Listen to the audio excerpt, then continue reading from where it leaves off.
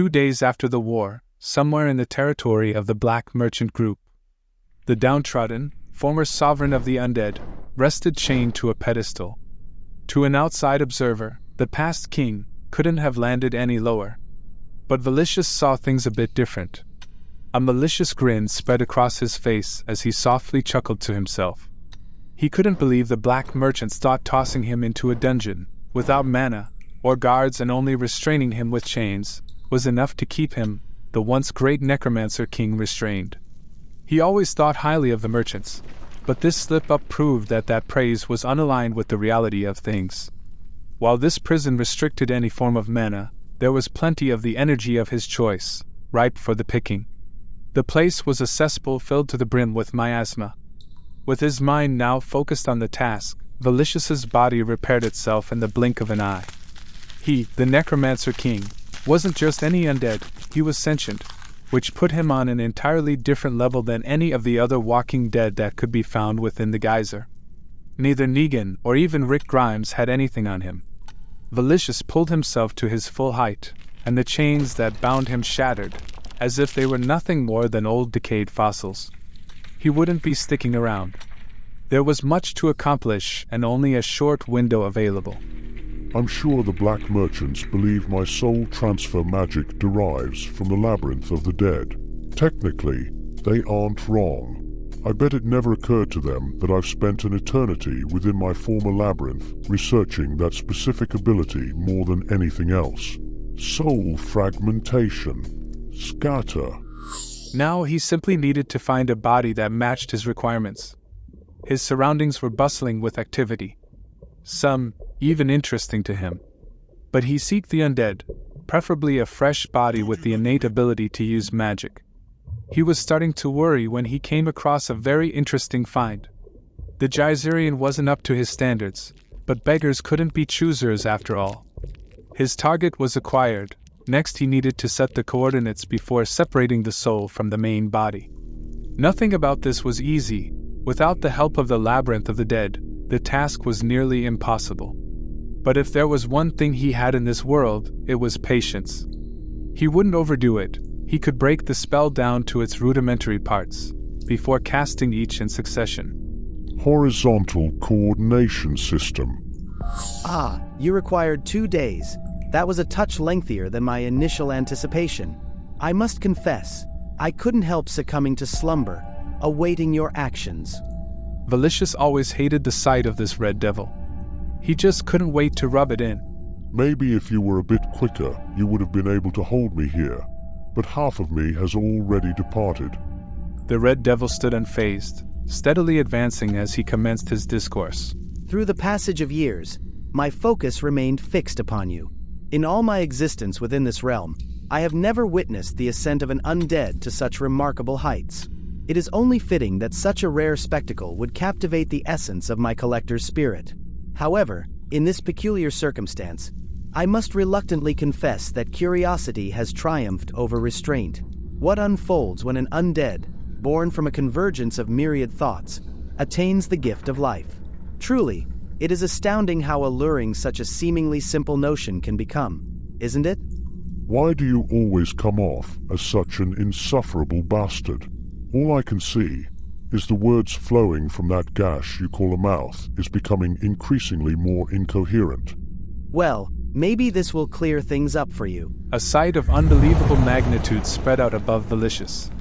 The Red Devil hadn't come here to play, and the power he wielded was simply on another level. The sight left him dumbfounded.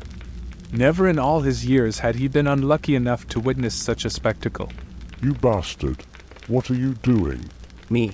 Oh, I'm just rewriting the magical array. Valicious could feel it. His soul fragments were beginning to gather, his original target's coordinates nowhere to be found. How was it possible for all the effort and energy he had just put in to just be simply erased? The moisture that enveloped all of the geyser, a bone-chilling cold that pierced you to the core. The agony, akin to a birthing womb, the pungent scent of blood lingering on the battlefield, and the savor of the hunt, all vividly elucidated. It beckons the question, What purpose does life serve if one cannot immerse themselves in the full spectrum of sensation and experiences? There's no way you're not curious about what an undead with blood that flows and a heart that beats would look like. I know for me, the thought of it all is simply driving me crazy. Why would I have any interest in the living body, with all of its flaws and restraints? Valicious just had to stop this foolish sociopathic behavior. In that event, permit me to extend my heartfelt condolences. Alas, my very nature forbids me from halting the machinations that's been set into motion. He had never been more horrified in all of his life. The realization of what the Red Devil was attempting was beginning to sink in. Once the soul is bound to the body, it's completely limited by said vessel's innate ability. Heck, in such a situation, the ability to even learn magic would be out of your reach if said body had no talent for it. But that wasn't the worst part. If he didn't manage to undo the binding between the soul and the body before dying, he would permanently be sent from this world, straight to the ever after. Valicious screamed. Cancel the soul transfer. This lunacy could lead him straight down the path to a true death. Your foolish struggles are pointless. I already hold the initiative. He had been set up. The red bastard had been aiming for this very situation from the start. He wasn't some nobody. He was the Necromancer King. He wouldn't sit by and do nothing. He would drain every ounce of energy from every living being in his vicinity. Keyword addition. Add community life. Minus fratricide. Labyrinth of my choice selected. Add necromancer talent. Topped off with a maximum mana pool. That should be enough to achieve my goals. He couldn't believe that the fool was acting like this instead of being grateful for what was so generously being given to him. The Red Devil's face was cast into shadow, as his grin spread from ear to ear. In his opinion, the rare undead's future was stacked in its favor. He had done all he could, its future was left in his own hands. I'll be keeping my eyes on you. Who knows, you might become that one protagonist we've unwittingly been missing. There was no doubt that a high level of entertainment was waiting in the future. Valicious's final words slipped from his lips as the Red Devil set things into motion. You bastard! What are you? The being once known as Valicious, the great necromancer, king of the labyrinth of the dead's eyes slowly began to open, doing their best to focus on the world around him. His breath came in hard and heavy as he realized the absurdity of that black merchant was successful. The soul transfer magic had managed to send him into a living body, and there was simply nothing he could do about it. He would adjust to this new life, but first, it was tantamount that he figure out his current situation. I can see the smiles on all of you guys' faces. This is indeed bound to be quite the ride. He searched around, realized that he was undoubtedly in some type of nest, one made up of holes in the walls filled with dried plant matter. His hands were unusually thick, resembling what could only be a younger version of some species. He wondered if it was newly summoned into this world. A sigh left his lips as he realized he had been given the gift to use magic, which was quickly followed by a hum. Never in all his years had he ran across a creature that had the innate ability to use mana. That turned out to be nothing more than a joke. Here he was struggling, and he knew all he would produce would be a tiny ice cube not big enough to chill a cup of water. He could only put faith in the knowledge that living creatures' talents grew as they aged. If he could put trust in the Red Devil's additional keywords, he was somewhere in an unknown labyrinth. It was paramount that he figured out exactly which one it was. God help whoever it was, for he was determined to be the downfall of them all. He had no doubts that one day this place would belong to him. His conquest didn't start off as smoothly as he hoped, as he came crashing down, tumbling across the floor, as he attempted to take his first steps as this new life form. An absurdly cute sound slipping from his lips. Valicious glanced down at his lower body, only to be left shocked at what he found. This body didn't possess legs. The thick tail-like protrusion swung back and forth. The absurdity of it all crashed into him like a bag of bricks. No way. That Red Devil. He believes he's some kind of comedian. Had he been forced into the body of a knot? Welcome, newbie. Ah, looking at you takes me back to those good old days, freshly summoned, and absolutely no worries between the two eyes in your skull. That's the life.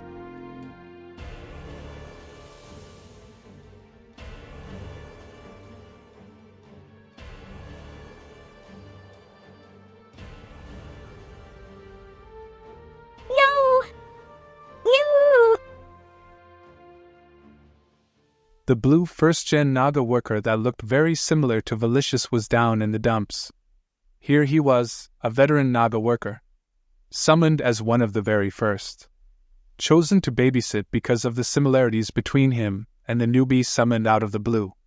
Why couldn't stuff like this be left for the second gens? It's not like they were newbies anymore. He knew he was being absurd. All of the second gens were out in the wasteland making sure everything ran smoothly. He relaxed, knowing this wasn't that big of a deal. All he needed to do was show the newbie around the labyrinth. And for the time being, the newbie would work alongside him, and he would demonstrate exactly how it was done. But he just knew things wouldn't go that smoothly. After all, who had ever heard of a Naga that can't even crawl? I'm getting there. You just watch me. I'll have this down pat in no time. No matter how many times I tell him you don't use your hands to crawl, he continues to insist. Don't be so hard on the little guy. He was just summoned. Give him some time, he'll be fine. Yeah, maybe. While the two continued to talk, the freak of the first-gen batch was the only one handing out truly appropriate advice. It's all in the groove. Just feel for it. Drop that dunk-a-dunk, move it left to right. It's simply a more advanced form of twerking. You get it? Drop that dunk-a-dunk, move it left to right. Drop that dunk-a-dunk, that's it, you're doing it. First-gen Blue's head slowly dropped to the ground. Just why couldn't he be allowed to continue to live his life the way he liked? Quiet, safe, and boring. Even something as simple as mealtime was made to be nothing more than a spectacle. Valicious chumped at the meal, tears swelling up in his eyes. He couldn't believe the Naga Labyrinth's workers dined at such a gourmet spot. The flavors rushing into his mouth were nothing more than life-changing. He screamed out, delighted at how amazing the sensation of the food running down his throat was. First-gen Blue's head dropped farther. Why oh why did it have to be him? I'm so sorry. I was just trying to be nice. I promise I didn't mean to pinch him so hard. It was left up to him to calm down his poor Naga brethren. Normal banter just didn't work when it came to this guy. Why? Hey, what have I told you? You have to breathe. Inhale. Exhale. Look at me. Inhale. Exhale. No matter what they tell me, this guy definitely isn't normal. Valicious, for the life of him, just couldn't understand why living beings had to be so complicated. 3 days after the war, and his second day in the Naga Labyrinth. Sweat beaded across his body. He just knew the gig was up. There was no way he wouldn't be recognized. Kim stared at the little creature. The Naga workers were usually strange, but this one took the cake. So, this is the worker that was summoned out of nowhere, right? From what I was told, this guy just suddenly appeared out of the blue sometime late yesterday. We're giving him the best of the best when it comes to training, but it all seems for naught. First-gen Blue over there reports that no matter what he's assigned to, ends up being completed at the lowest level ever seen by their kind. Kim turned his system on the little guy. Somewhere, deep down, his body screamed that something was off. But with not much to go on, he decided to put his trust in the system. After all, the little guy was indeed labeled a Naga worker. Dominique, I want you to be patient with the little fellow. Allow him to try any and every job we have available. I'm sure eventually he'll find his place. As you say, Master. He's a bit off, but he's one of ours, I guess. Valicious was having a hard time focusing on the conversation that was taking place on his behalf. After all, his mind was filled with the fear of being discovered. Well then, Master, for the time being, I see no reason to remove him from the care of the other workers. If anything of note arises, I'll bring it to your attention immediately. Kim was having a hard time with this situation. Should he be skeptical or simply happy? After all, they were desperately in need of a new hero-class Naga. But who in their right mind would have ever thought they would receive a hero-class worker? Naga worker. Hero.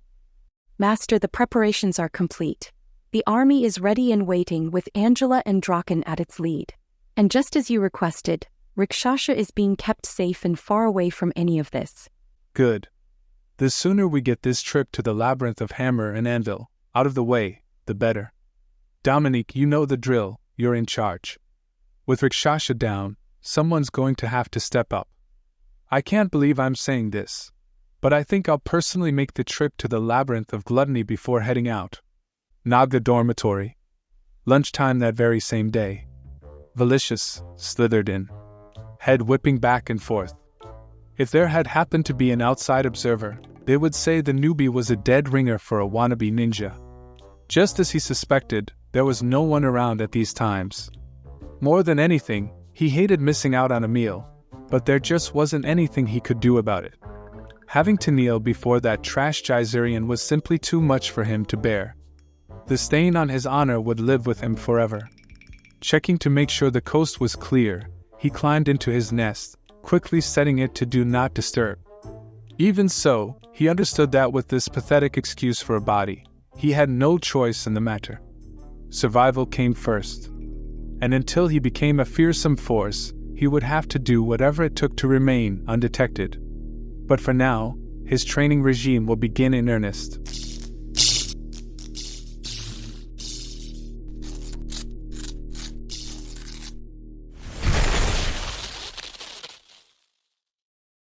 Valicious laid on the ground. Pain like no other wrecked his entire body. The struggle to create the ice cube had been nothing like this. No doubt it had to do with his soul now being completely settled into this body. It was starting to dawn on him that even with his hero class, what he really wanted wouldn't be possible with the magic that could be produced as a worker. Using traditional methods alone, it was bound to take a lifetime for him to build his mana pool to a size that would allow him to cause the kind of chaos he could only currently obtain in his dreams. He remained deep in thought, desperation etched on his face. Was this truly the only path forward? We have plenty of room. Why don't you hop in? Are you serious? You think I'm going to ride with him? Mana that I've never met before? While the amount of mana that a person has available is determined at birth, miasma, on the other hand, is a different creature entirely. Dealing with mana is so much less stressful. This miasma is bound to drive me crazy. But I guess it has its perks. First, there's no limit to the amount of miasma that can be absorbed. And second, it's always available, as long as the environment's right. And if I really had to think about it, I would say it was just begging to be absorbed. There was just one major problem. It wasn't designed to be used by living beings. If I had to explain it as simply as possible, mana was like fresh food and miasma was very similar to waste. He didn't know a body that could use what was primarily to be expelled as a staple source of nutrition. Accomplishing such a feat would definitely be an undertaking. No puns intended. If this was going to work, he would need to do this slowly. The first step would be to build up a resistance to miasma in such a way that his frail excuse for a body wouldn't become sick. His big, comically large eyes shot open. He couldn't believe this. Why was this just now dawning on him? Valicious searched frantically, high and low, causing sweat to pop out on his forehead. Not in all his time in the geyser had he run across something so absurd. He froze in place, completely daunted by the thought that there was no miasma in all of the Naga labyrinth. The thought alone was sending chills down his spine, and panic was beginning to seep in. Ah, there you are. I was starting to think you were getting better, but here you were giving me a major headache. Paying absolutely no attention to the words coming out of First Gen Blue's mouth, Valicious turned on his senior, insisting to be told where the Naga labyrinth battled the flood dragons. For being known, for knowing absolutely nothing, it made zero sense that he knew about the battle with the flood dragons. That sad excuse for a first gen would most definitely have been eager to have the new target to lay his stories on. Well, let's see. From what I remember, all of the fighting other than the battle against the Labyrinth King took place right outside the outer walls. Is the battlefield a disaster zone? Will I be able to see the corpses of flood dragons? It only took a second for his soul to leave his body. First Gen Blue's words always found a way to disappoint. Everything had been cleaned up a long time ago. What could be eaten was, and the rest would have been buried. You know, it comes off just a little creepy that you want to see the remains of a battlefield. Valicious was seriously starting to panic, only managing to force out a few singular words. Flood dragons. Buried. Corpses. Where? So, does all that dribble mean you want to visit the cemetery? Yahoo! There's a cemetery. Can we go? We must go. Let's go. Quickly, Senior. First Gen Blue couldn't believe what he was witnessing. This was headed for all new levels of weird. It wasn't long before the two tiny workers slithered in front of what was intentionally labeled temporary cemetery, authorized Nagas only. Valicious's eyes glazed over, sparkling at the sight before him. It wasn't much, but the miasma gathered, rising in little whiffs above the mounds.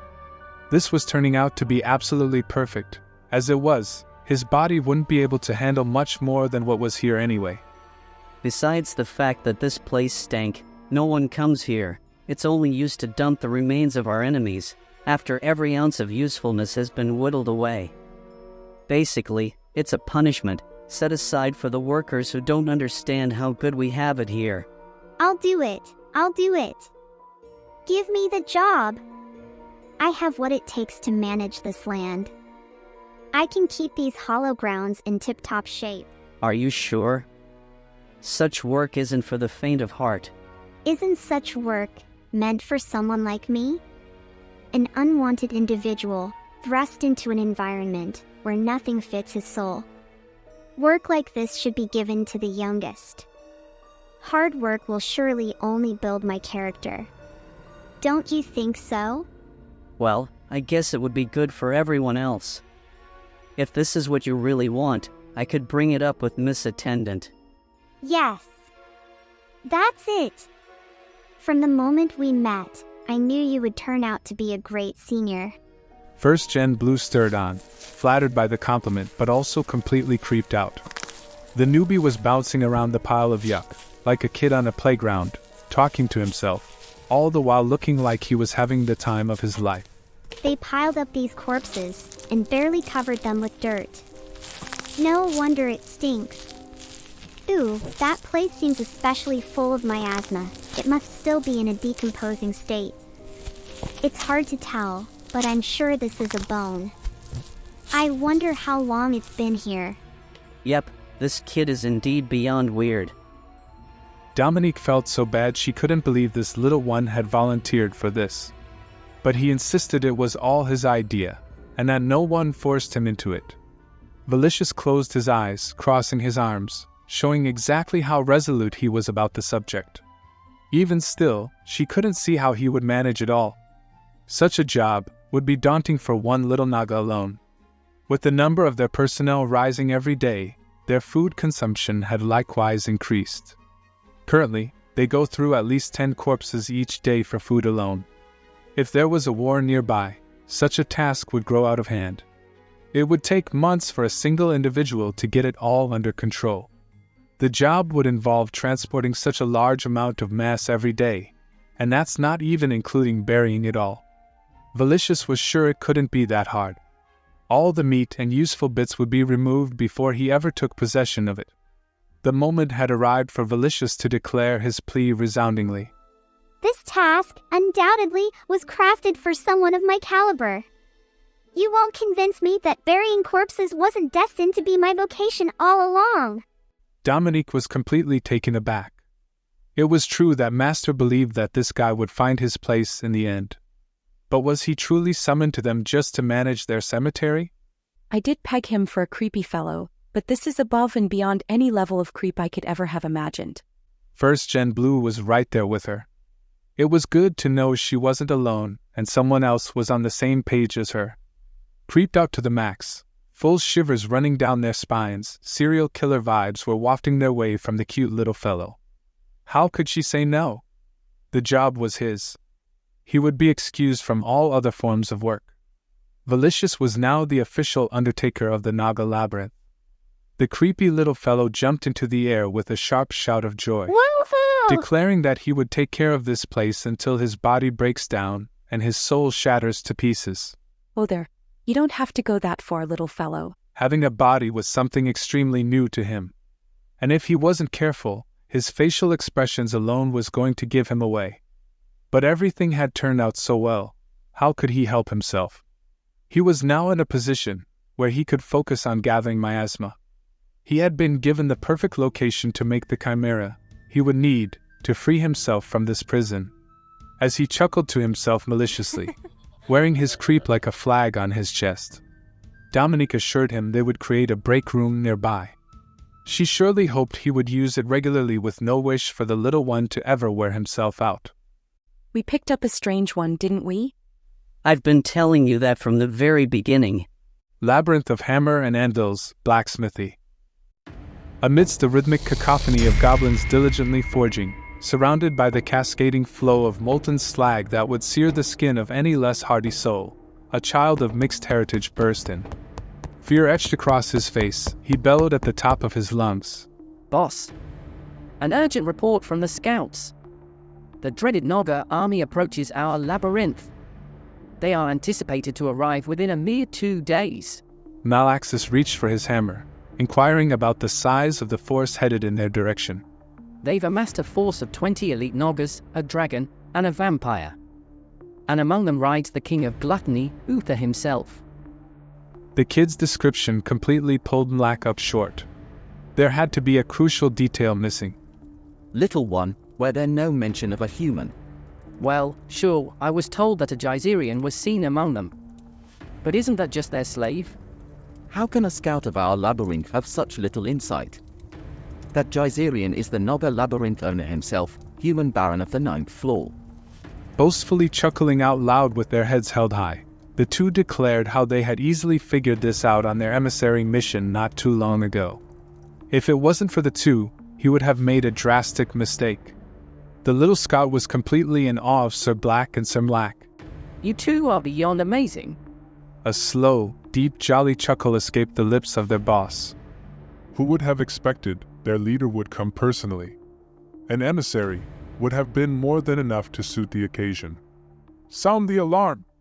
We shall prepare to welcome an aristocrat, the great Baron of the Naga Labyrinth. Of all people, Kim should have been the last to be surprised by the revelation that the Goblin King wasn't a goblin. He only needed to glance in the mirror. He himself was a human ruling over Nagas. Now, with the dwarf sitting on the throne, the puzzle pieces finally clicked into place. The labyrinth surrounding him made perfect sense. The Goblin King definitely held Uther's golden ticket. A touch of recognition worked wonders for the often ignored little guy, making him beam in surprise. The host insisted on apologizing to his aristocratic company. Hosting a baron in what was once nothing more than a simple storage room wasn't becoming. But it was the best that could be provided on such short notice. He needed not worry, for Kim had not come across a more impressive labyrinth in all his time in the geyser. The labyrinth of hammer and anvil was wholly defensible. It sported a narrow access road that led into an endless valley between cliffs. There was a moat set into the outer walls. If their enemy managed to get past that, there's also an inner wall with a tower, and none of that takes into account the main fortress wall. Even a siege-class flood dragon would find breaking through daunting. This place is much more than your everyday run-of-the-mill labyrinth. If I had to characterize it, I would say it's more akin to a fortress. Thank you. We do try our very best. As you can see, our size limits what we're capable of. Because of this, our best option was to put all our energy into defense and perfecting our technology. But being in such a secure location does come with its own unique challenges. The biggest ones being our reliance on the Black Merchant Group to provide us with food in exchange for quality weaponry. Kim was pleasantly surprised that the labyrinth of hammer and anvil wasn't at all what the other labyrinth owners perceived it to be. Instead of hiding away slacking off, the goblins have been quietly maximizing their potential. Red beart? By the gods, I was certain you'd meet your end in this place. I could say the same for you, Uther, off in your corner never leaving that slime pit of yours. No matter how hard I try, even I can't think of a way to easily take these guys down. Other than the fact that they voluntarily invited me deep into their inner sanctum. Now, if I chose, I could easily rip this place apart. Malaxis, do you have a secret card up your sleeve, or some other unstoppable power? For no matter how hard I try, I cannot fathom why you would allow us to enter your labyrinth. Nope. Unless you count a gut feeling laced with faith as a hidden power? Why would you betray us? You have plenty of enemies, and we've only ever been good to you. Even when others weren't so forthcoming. After all, what we can offer you is worth more than what you could take. Attacking us just doesn't make any sense. Even that dumb wannabe dragon, Anaxtus, wouldn't have done something so foolish. And besides, with an entourage like the one you travel with, I doubt there would be much left of our home if we greeted you with hostilities. Just look at our scout. He's been stricken dumb just by the sight of you. Please, forgive me, it was far beyond my intentions. Don't apologize. I'm sure it's just the side effect of the path you walk. Anyway, by taking out those two heathens, Valicious and Anaxtus, you've done more than you know for this little labyrinth. I don't often find myself left at a loss for words, but while I did believe I would be able to communicate with you, I didn't expect you to so easily see the bigger picture. Well, to avoid the hammer's blow, sometimes you must be the nail that bends. Then I take it you understand why I'm here. But it's simply not feasible. The labyrinth of hammer and anvil needs just a bit more time. Why? I understand your plight. To leave us unchained would be equivalent to leaving the enemy at your back. But because we're located in these barren lands, we're dependent on the black merchants for our basic needs. Simply put, a significant portion of this labyrinth maintenance cost depends on the down gem mines. If I were to become your knight, the labyrinth would have to surrender 30% of its down gems. That kind of loss would cripple us. Wait. There must be a misunderstanding here. What makes you think I want you as my knight? I don't believe chaining down someone I've just met would ever amount to the kind of loyalty I need from someone in that position. Poor Uther. He's 100% stuck in his feelings. The tirade of disrespect is never-ending. If they don't appreciate him, they really should just leave him in his slime pit. If you're not here to conscript me, then what exactly are you after? I need an ally I can rely on. Not someone who would sooner slide a blade into their own side than stand solemnly by a human. The differences in our labyrinths are night and day. The Naga labyrinth possesses an unquestionable amount of status and power. And instead of forcing yourself upon us, you want to form an alliance without any conditions? When I ascended to aristocracy, envoys from every corner of the 9th floor flocked to my labyrinth. Their words were laced with hollow congratulations, thinly veiling their true intent to spy upon my domain. Yet, among these insincere well-wishers, the envoys from your labyrinth of hammer and anvil stood out in stark contrast. Despite your own struggles, you brought me a chest brimming with down gems and a meticulously detailed map of the 9th floor, pinpointing all the labyrinths and their current standings.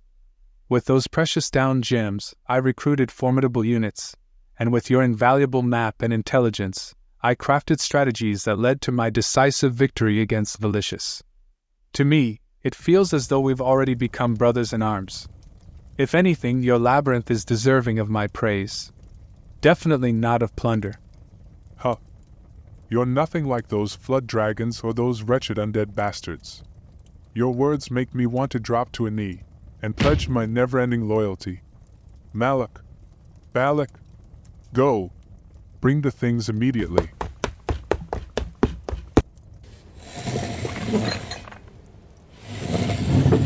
Whoa. You can't be serious. This equipment was made from the alloy of abyssal dark iron and adamantite. If rumors are correct, you break every sword that comes in contact with your hands. So, I took it upon myself to have this prepared especially for you. Now, it's not the best, seeing as it's not made from pure adamantium. But I doubt anyone above the abyss should be able to scuff it, let alone scratch its surface. After all, it was crafted by the best blacksmiths of our labyrinth. I can't accept this. Oh, you can and you will. It was originally meant to be a bargaining chip. But I like the idea of it being a symbol of our alliance instead. Who would have thought an alliance between the Naga Labyrinth and the Labyrinth of Hammer and Anvils? Before today, nothing short of a miracle would have made me leave this labyrinth. But I'm Malaxis, owner of the Labyrinth of Hammer and Anvils. Someone who lives life on the edge, and dreams impossible dreams. Now is the time for me to see the world. My name will be etched alongside yours, in a never-ending list of achievements. With the tight embrace of hands, the alliance was made official. We shall have a feast to celebrate this occasion. For what reason did he insist on dragging me along on this trip? Because it would feel empty without you. What kind of nonsense is that? I'm noting Mortan Auseles Paun. The alliance between the Labyrinth of Hammer and Anvils, the Naga Labyrinth, and the Labyrinth of Gluttony has been successfully forged and publicly declared. In hindsight, we should have briefed you on the capabilities of my labyrinth before joining forces. But better late than never, right? Labyrinth rank 5. Size of army, 600. Number of hero class units, 2. My forces are exclusively goblins. Unlike the Naga Labyrinth, we don't operate with distinct castes like warriors or workers. Instead, our troops rotate through 3 shifts. First, defending the labyrinth. Next, hunting, mining, and building, among other chores. And finally, resting. When it's time to march into battle, each goblin dons the gear they've crafted themselves, resulting in a colorful and unique array of warriors. Our long-range attack preference are gunpowder cannons, even though we have a respectable number of mages among us. Dominique, it felt more like a medieval castle than it did a labyrinth. It would be a waste not to have them help fortify our walls. Looks like someone has a new friend. I wouldn't go that far, but I will say he was much easier to communicate with than it would have been with most labyrinth owners. Speaking of other labyrinths, any news on our other friends? There's nothing to report, Your Highness. It doesn't seem like they've made any abnormal movements as of late. Not exactly what I was expecting, but I won't look a gift horse in the mouth. After all, I really should be focusing my attention on this place. Your Highness, we have a group of envoys incoming. They should be at our main gates any moment now. From which labyrinths do they hail? Well, about that. It seems they're from dreams, wanderers, and swamps. It is a true honor to stand before you, O esteemed Baron of the 9th floor, where shadows dance and secrets whisper. Enough with the small talk. State the purpose of your visit. If you're here with nonsense, you can leave immediately. Believe us, we would never squander the Baron's time on mere trifles. We stand before you as emissaries from the Labyrinth of Dreams, the Labyrinth of Wanderers, and the Labyrinth of Swamps. Our masters watch your deeds with a mix of admiration and unease, fearing that your blade may soon find their throats. Yet, a far graver threat now looms on the horizon. Thus, we propose a gathering, an urgent round-table conference of all the labyrinth owners on the 9th floor, where we may face this peril together. You have to be shitting me. I understand. From where you stand, this must seem like an obvious snare, a web spun too neatly to trust. We are but humble soldiers, yet even we can see the shadow of the Naga Labyrinth looming over our masters, a threat too dire to ignore. To speak plainly, before whispers of this imminent peril reached their ears, our masters were consumed with schemes to counter your power. But the moment this dark news arrived, All those plots were abandoned, for this changes everything. You seem to not know me very well. Can you get to the point? Drowned? That's not my name. Whatever. I said that's not my name. Just present the documents. 30 days from now, beneath the shrouded skies near the labyrinth of swamps, we shall gather. The chosen ground, nestled at the very center of our floor, beckons us to converge and carve our future. Here, within this map, lies the exact location where destiny calls us. The gathering will be centered on a singular, pressing question. How we, the labyrinths of the 9th floor, can fortify ourselves against the looming threat of invasion from the aristocrats of the 10th floor. Your Highness, my men have reported that the envoys have fully departed our territory. Good, but have them scour our lands to make sure that's fully the case. Understood, Your Majesty. An invasion from the abyss. It's hardly been a few weeks since we took out the Necromancer King, and the cowards who hid away during the Great War are now of all times ascending to the 9th floor. Personally, I believe it's a trap.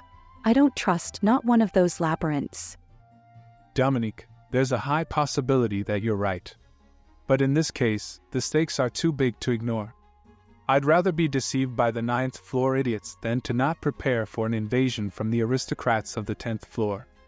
But before I attend the conference, I believe a little recon is in order.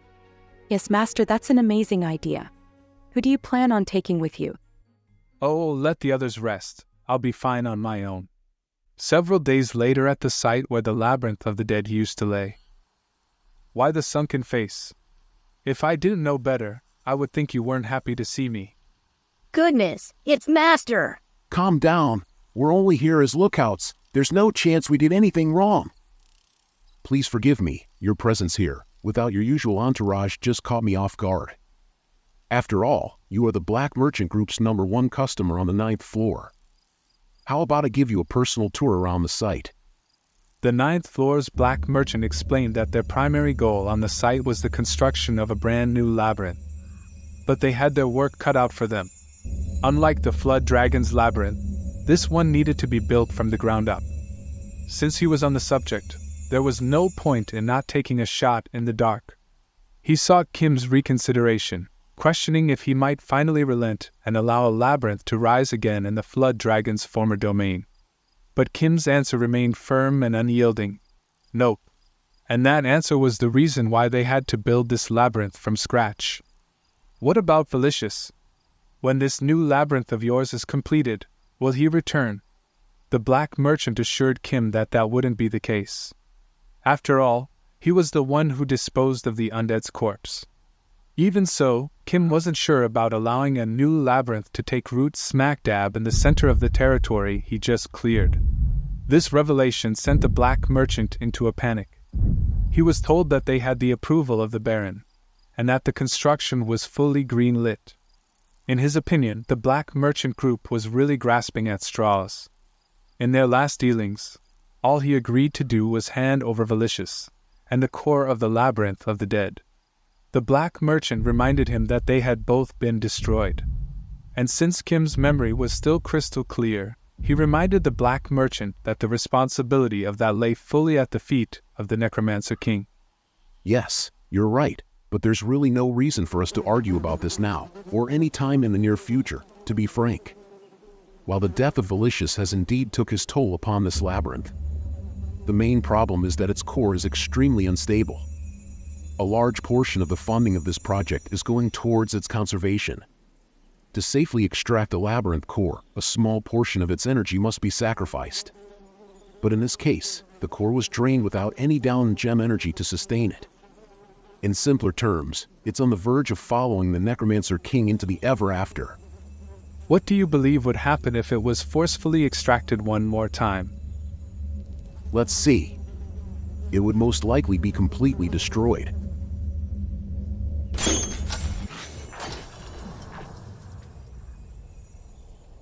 Oops.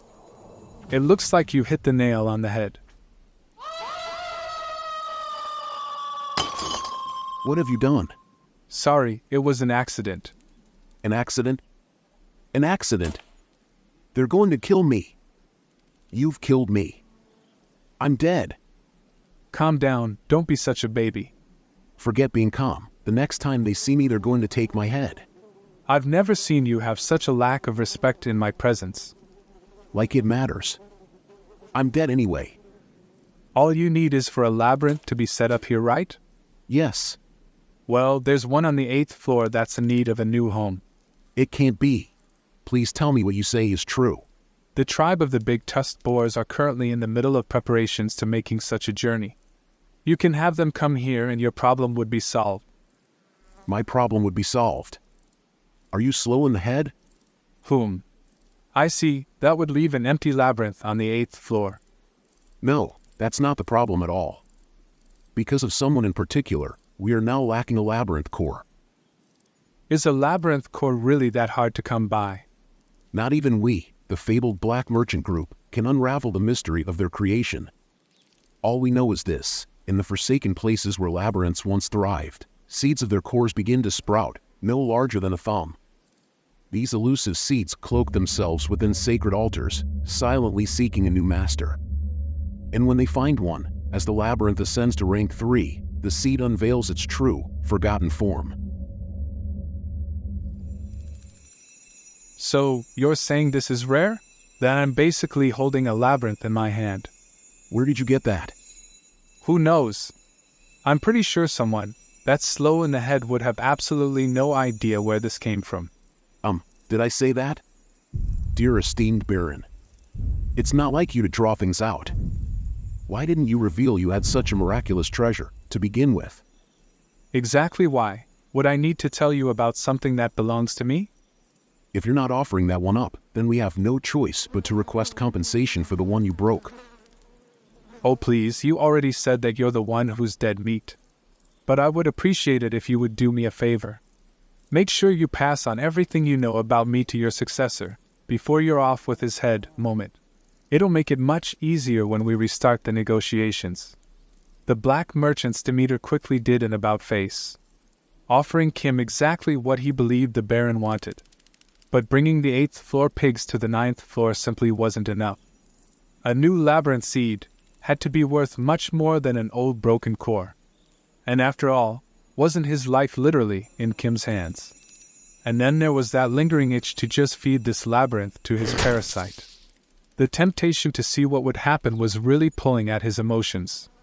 With that, the negotiations concluded, and the Black Merchant understood his place. He would give any and everything he had for a chance to keep his head securely attached to his body. They would begin with information. There had been some strange rumors floating around as of late.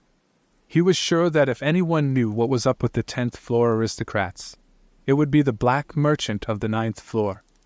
Who exactly did you hear this rumor from? Please, you have to give me names. You're in no position to be making demands. I'm the one asking the questions here. It's just that I need to know who, otherwise there's no way for me to believe such a rumor. Those idiots just don't have what it takes to start a war. What? Idiots? For you to call aristocrats of the 10th floor idiots has to mean I'm missing a lot of context. Not here. We're practically swimming in spies and gossips. Baroness, if you'd follow me, please. Okay, this spot should do the trick. Here's the deal, the 10th floor is a wreck, full of losers who wouldn't know a real fight if it bit them. The Black Merchant Group, we only respect a few labyrinth owners in the abyss who haven't lost their marbles. Those aristocrats you're thinking of? Forget it. They lost their edge long ago. You see, there was a great bloodbath down there, and the survivors just stopped caring about battles and started competing over who could build the fanciest palace. So, it is as Dominique says, they're just a bunch of idiots? But this still doesn't add up. Those labyrinth owners are most definitely smarter than this. The Black Merchant cut Kim's thoughts short. While he didn't believe that those losers were capable as such, if there happened to be some outside stimulus and an external pressure, it wouldn't be too far from impossible. He explained to Kim that the 10th floor aristocrats all worshipped a certain someone, and made it perfectly clear that if anyone overheard them talking about this particular subject, he wouldn't be the only one to lose his head. If you happen to travel just a bit deeper into the abyss, let's say the 11th floor, you'd come across a certain count who goes by the name Parthenon of Despair. Why had Kim never heard this name uttered before? The black merchant assured him that he would know the name of this particular count's enemy. He didn't have to utter another word, as it was enough for Kim to understand who was responsible for the new mess he had on his hands. Angela's former master, Count Anatolius. But he still had absolutely no idea what any of it had to do with the 9th floor. I hope you enjoyed the video. Make sure to support the original creators. Supporting their work will allow us to continue to get amazing chapters in this series. And as always, don't forget to like, comment, and subscribe.